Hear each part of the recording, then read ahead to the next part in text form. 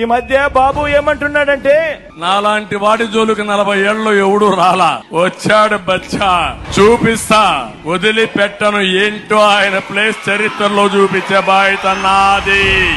ఇలాంటి మాటలు వింటుంటేనే నాకు కొన్ని కథలు, కొన్ని మాటలు గుర్తుకొస్తాయి. కృష్ణుడిని బచ్చా అనుకున్న కంసుడు పూతన కాలింది, రాముడిని బచ్చా అనుకున్న మారీషుడు సుబాహుడు ఇప్పుడు రామోజీ వేషంలోనూ ఓ ఆంధ్రజ్యోతి రాధాకృష్ణన్లా ఈ రోజు కనిపిస్తా ఉన్నారు. హనుమంతుడిని బచ్చా అనుకున్న రావణుడు కూడా వీళ్ళల్లో గుర్తుకొస్తా ఉన్నాడు. చరిత్రలో ఓడిపోయే కాలం వచ్చినప్పుడు వీళ్ళందరికీ కూడా అటువైపున హీరోలందరూ బచ్చాలుగానే కనిపిస్తా ఉంటారు. అయ్యా చంద్రబాబు, నువ్వు బచ్చా అంటున్న నేను ప్రజలకు మంచి చేసి ఎన్నికల్లో ఒంటరిగా ధైర్యంగా ప్రజల ముందుకు నేను వస్తా ఉన్నా. మరి 3 సార్లు సీఎంగా చేశావు కదా, మరి పేదలకు నువ్వు చేసిన మంచి ఉంటే నువ్వెందుకయ్యా బచ్చాను చూసి భయపడుతూ